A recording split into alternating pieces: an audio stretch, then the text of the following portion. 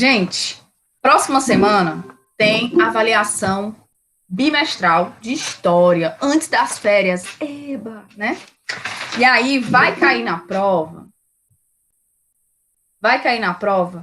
o capítulo 4. Capítulo 4, que é a França, Revolução e a Era Napoleônica. A gente está estudando desde abril, praticamente, esse capítulo. E aí, vai cair na prova agora, da página 79 até a página 89. Só que, para fazer uma recuperação, para fazer uma revisão melhor, o que eu pensei? Eu pensei da gente responder novamente, né? Aqui, falando, claro. Desde a questão 1, do que tem o nome recapitulando, da página 75 até a questão 13, certo? Então, vou sempre fazer as perguntas e respostas, certo? Quem quiser responder, pode dizer, tia, eu sei, responde, certo? Que eu boto ponto extra. Não tá dando para escutar? Tia, tá um zumbido no áudio da senhora. Tá um zumbido? Sim. Zumbido mesmo, esse zumbido mesmo. Deixa eu ver se é por causa do... E agora? Melhorou? Anne, pelo amor de Deus, Anne, sou professora de quê, mulher? Obrigada, Emily. Obrigada, Ana Lívia. Obrigada, Letícia. Enfim, vamos lá. Questão 1 da página 75. Vou falar alto. Vou falar alto, não tem problema não. Eu grito. Vamos lá. Primeira, explique como cada um dos itens a seguir contribuiu para a eclosão da Revolução Francesa. Aí tem A, B, C e D. A, sociedade hierarquizada e desigual. Gente, eu expliquei para vocês na aula retrasada que na França existiam, no antigo regime, né, existiam 3 estados: clero, nobreza e alguém sabe? E os trabalhadores, os servos. O clero era o primeiro estado. Quem era o clero? Era a igreja que comandava tudo, né? Ela tinha o maior poder sobre tudo. 75. Tinha a nobreza, que era os reis, né? Os funcionários dos reis. Enfim, todos eles que também tinham poder, também eram ricos e exploravam o terceiro estado, que era os trabalhadores, também chamados de servos. Certo? E aí, tinha esses 3 estados. Então, a sociedade era hierarquizada. Por que hierarquizada? Porque quem era clero, quem era nobre, quem era trabalhador era trabalhador. Não tinha como mudar de classe, mover de classe. Tinha, mas só se uma das classes permitissem, certo? B, descontentamento da burguesia. Gente, quem era a burguesia? A burguesia eram os comerciantes, os empresários, os mercadores, todos os artesãos enriquecidos, que vendiam algum serviço e enriqueceram. Burguesia é isso. Hoje em dia, a burguesia serve para a mesma coisa. Quem enriqueceu a partir do trabalho é chamado de burguês, certo? Burguesia.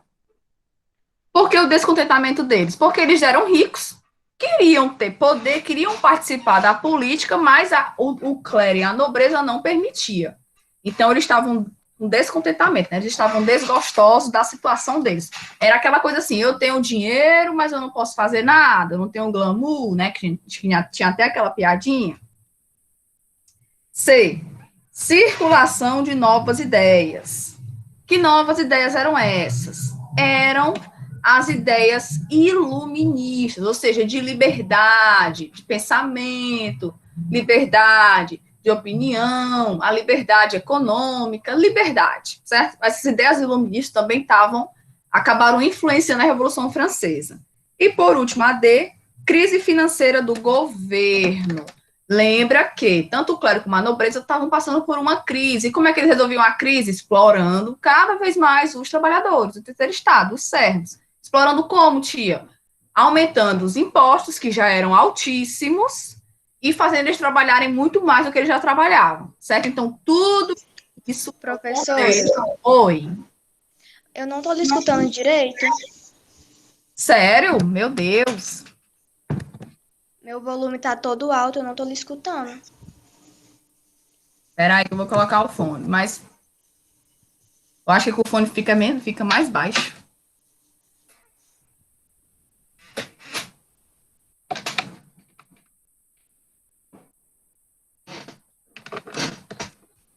Eu acho que com o fone fica mais baixo ainda.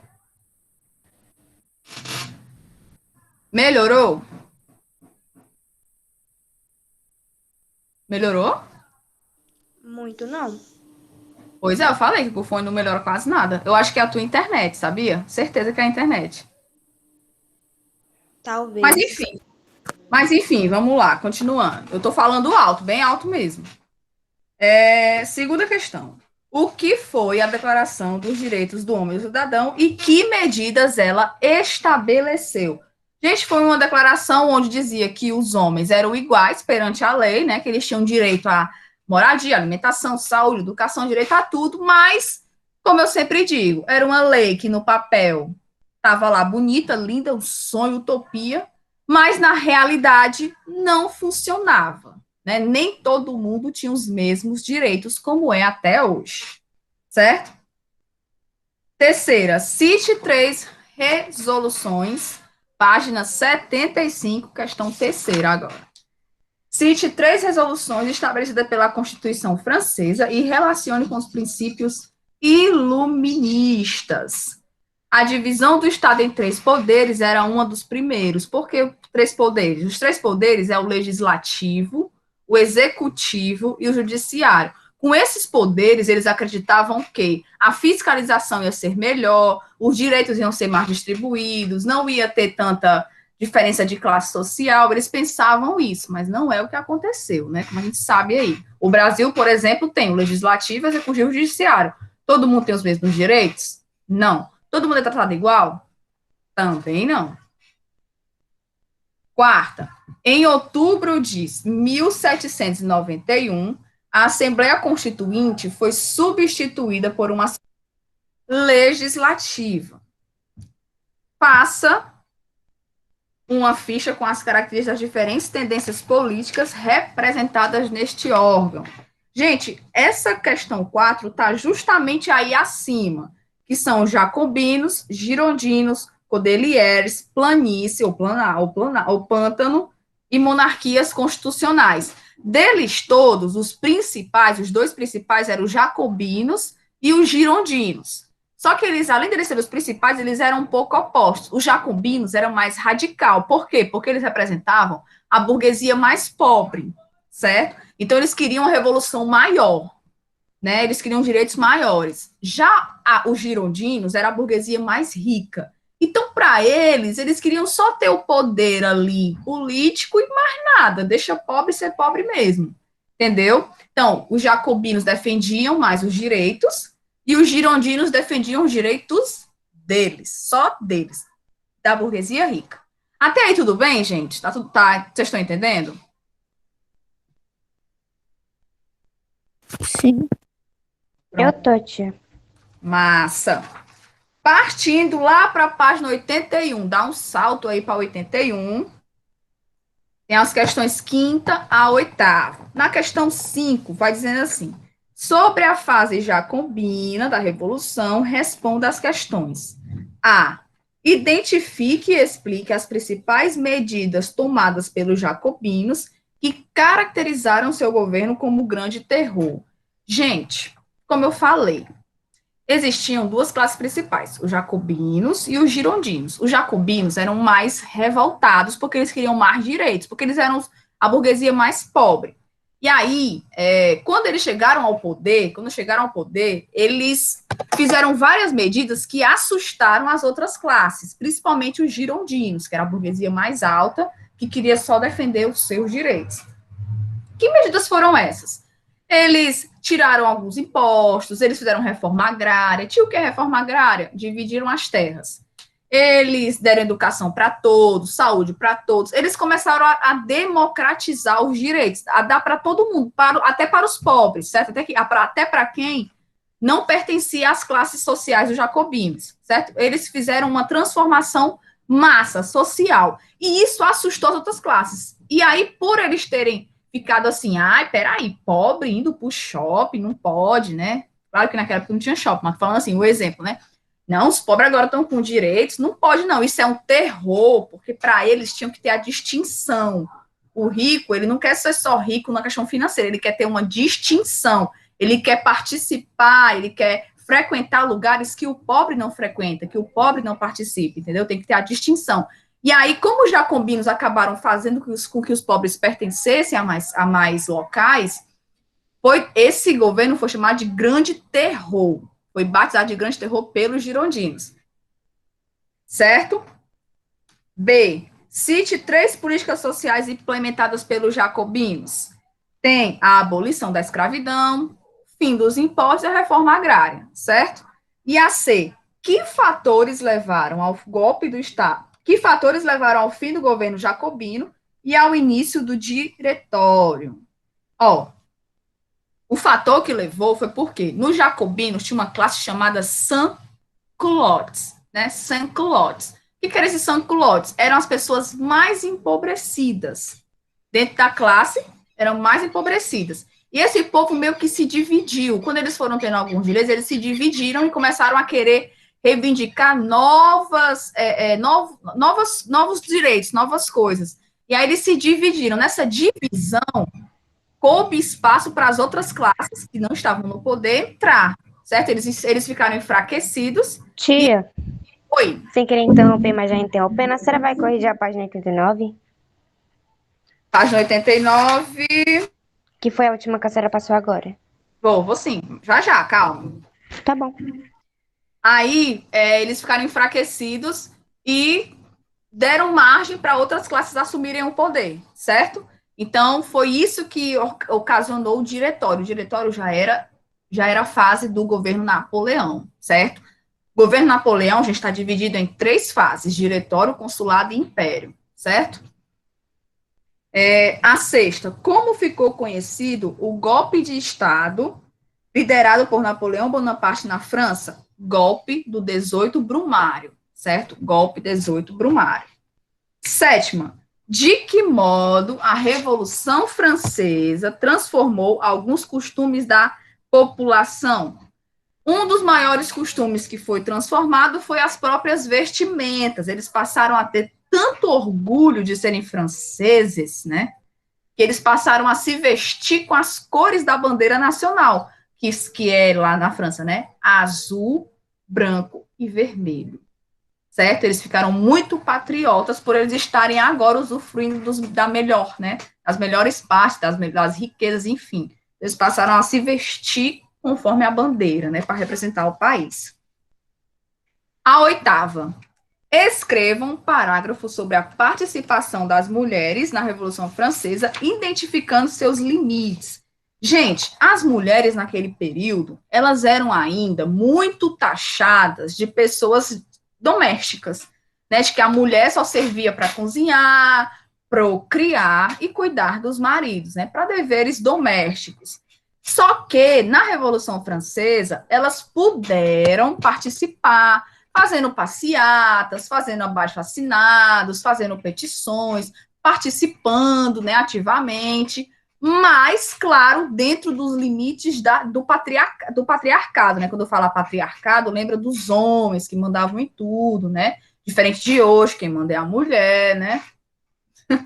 Enfim, aí elas tinham esse limite, né? Elas não podiam ter mais direitos ou ter mais posições do que o homem. O homem ele tinha que ter mais posições do que elas. E muitas mulheres, inclusive, foram guilhotinadas. O que é a guilhotina, tia? Coloca o pescocinho ali naquela bichinha e a navalha vai, pescoço rola.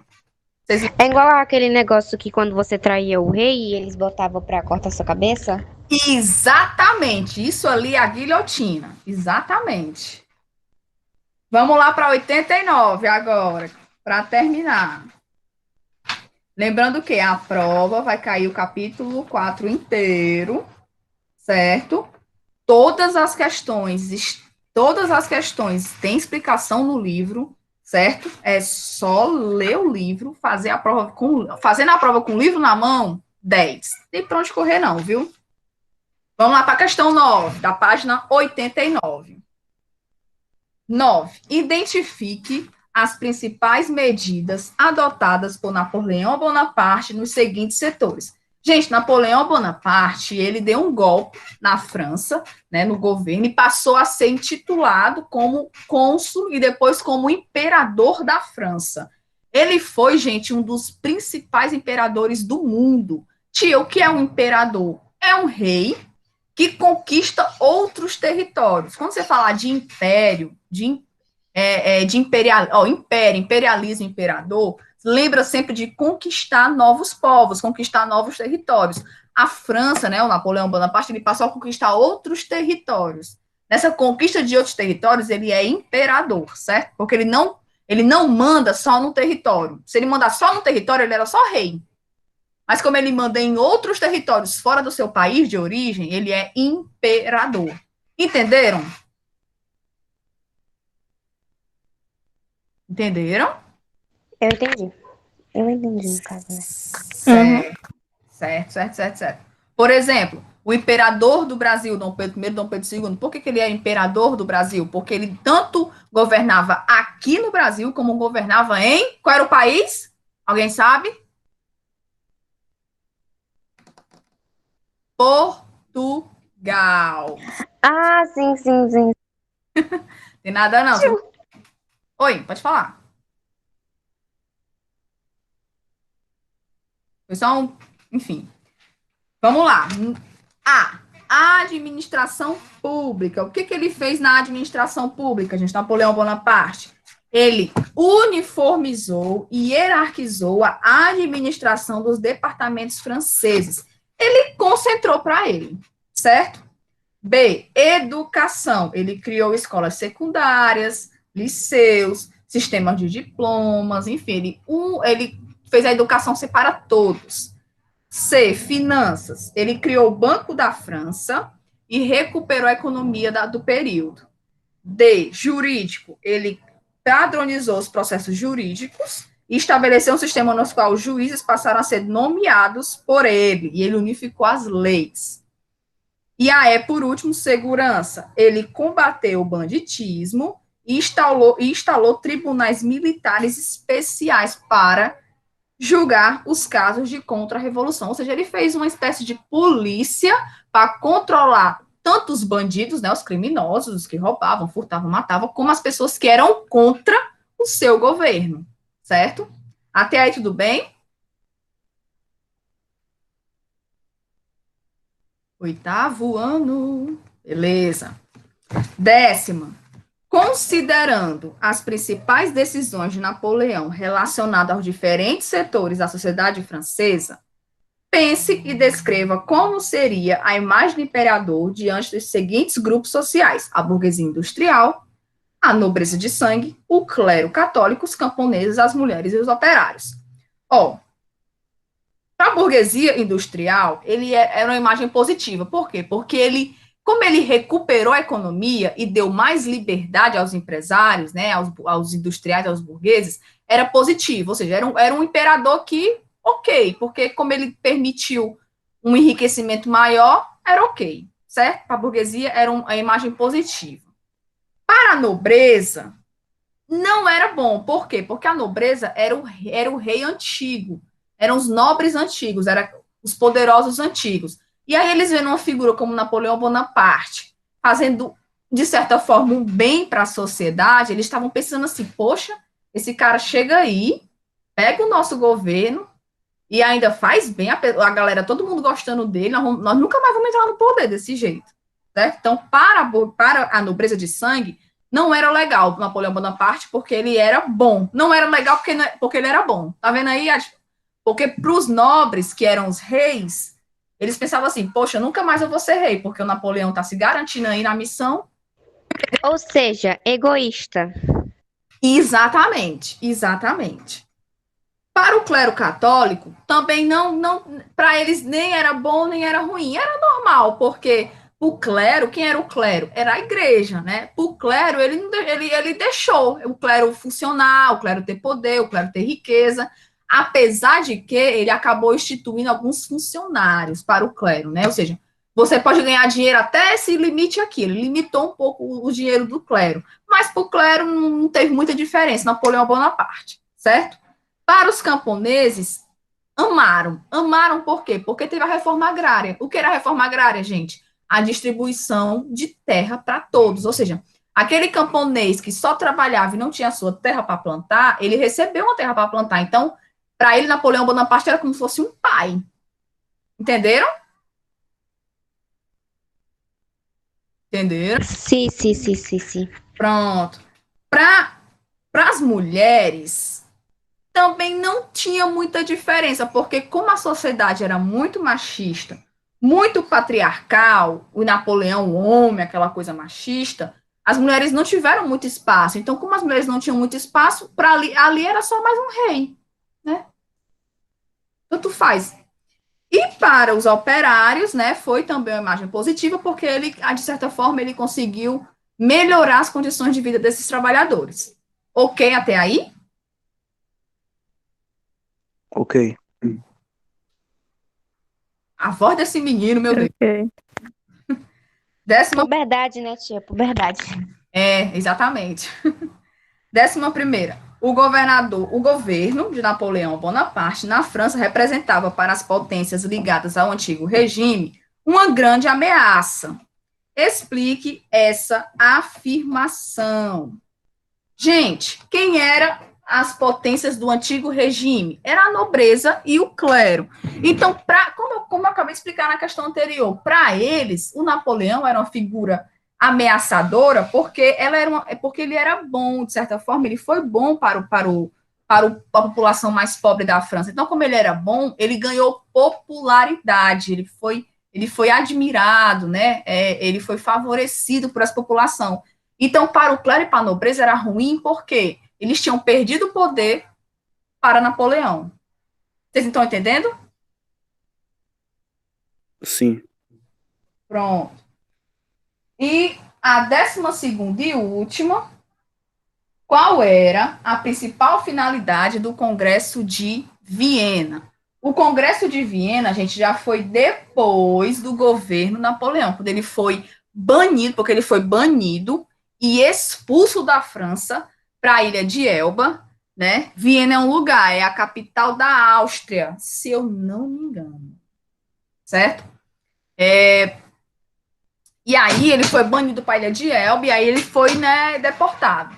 E aí, quando acabou o poder dele, os nobres retornaram ao poder e teve o Congresso de Viena. O que era o Congresso de Viena? Foi um acordo entre alguns países que estavam comandados, né, pelo Napoleão, né, que ele era imperador. Lembra que o imperador ele vai conquistar outros países, outros territórios. E aí esses países foram libertos, né, da França. E esses países acabaram fazendo um acordo de quê? De que a França teria que ser punida, devolver os territórios que ela tomou, né? E não poderia mais invadir nenhum outro país, certo? O Congresso de Viena era para isso, para estabelecer limites e novas fronteiras à Europa, que tinha sido modificada por causa do Napoleão Bonaparte. Entenderam tudo? Até aí, nessas questões? Mas a França, depois disso, conquistou outros. Não, depois a França conquistou outros territórios, mas isso já é a Primeira Guerra Mundial, a Segunda Guerra Mundial foi depois, não foi Napoleão Bonaparte mais, certo? Ele morre logo em seguida, né? Ele não aguenta de desgosto e Que morre. triste, bichinho, morreu. Pois é, o bichinho. Pois é. Bichinho não, viu? Gente, vocês têm... Ó, só falar uma coisa pra vocês, ó. Tia, nós estamos falando de França, Napoleão Bonaparte, nada a ver com o Brasil. Tudo a ver com o Brasil. Presta atenção, ó. O Napoleão Bonaparte, ele fez o bloqueio continental. O que é esse bloqueio continental que vai cair na prova? Olha eu dando dica. O bloqueio continental foi quando Napoleão Bonaparte, ele tinha inimizade com a Inglaterra. Inglaterra e França, gente, inimigas mortais para sempre. Elas só ficam amiguinhas quando ela tem um inimigo comum. Tia, explica melhor.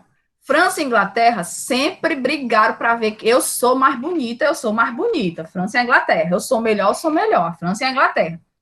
Mas quando chega uma menina melhor, mais bonita, tipo, vamos, uma Alemanha, Quando chegar a Alemanha ali mais bonita, a França e a Inglaterra se juntam e diz: e aquela menina ali está se passando demais, vamos lá destruir ela? Vamos, aí elas se unem. Destruir a Alemanha, a meninazinha bonita, elas voltam a ser inimiga de novo. Vocês entenderam o exemplo? Entenderam? Sim, sim. Pronto. É ótimo o Aí, exemplo da tia. A tia sempre dá exemplo sobre as mulheres feministas. exatamente, exatamente. Pois é, aí, ó, ele fez o bloqueio continental. O que é esse bloqueio continental? Olha, a Inglaterra não pode comercializar com ninguém que está sob meu jugo, sob meu poder. Uma dessas pessoas, um desses países era Portugal, que Portugal era quem colonizou o Brasil, não é isso? O rei de Portugal estava em Portugal, né? O João IV, João VI. E aí o Napoleão, ó, quem comercializar com a Inglaterra vai levar muita porrada, vou sair metendo voadora. Portugal pegou, peraí, Inglaterra é minha amiga, chamou a Inglaterra me ajuda aqui, que a França, que é o Napoleão, né, com o bloqueio continental, quer me impedir de conversar contigo. O que eu faço? Faz o seguinte, vai para o Brasil, que lá eu te defendo da França.